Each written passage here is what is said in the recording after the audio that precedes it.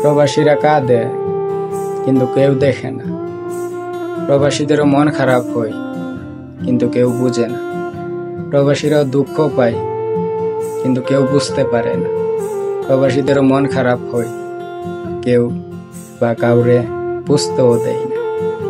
প্রবাসীরা এমনও দিন যায়, এমনও রাত যায়, না ঘুমিয়ে পার করে, শুধু চিন্তা, টেনশন, দুঃখ এগুলা নিয়ে।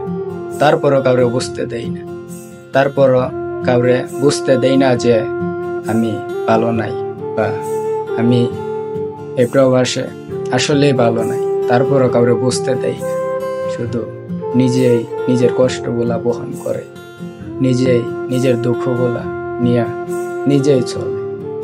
কারণ এগুলা কাউরে বলতে গেলে হয়তো সেও কষ্ট পাবে, সেও দুঃখ পাবে, সেও মন খারাপ করবে, কিন্তু এগুলা এমন কেউ নাই যে তার কষ্ট শুনে সেই মানুষটা কষ্ট পাবে।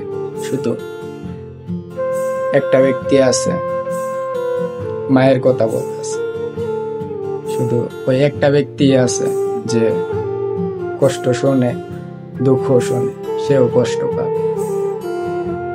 আসলে প্রবাসীরা যদি হাজারো দুঃখ নিয়ে চলে, হাজারো কষ্ট নিয়ে চলে, তারপরও কাউরে বলে না।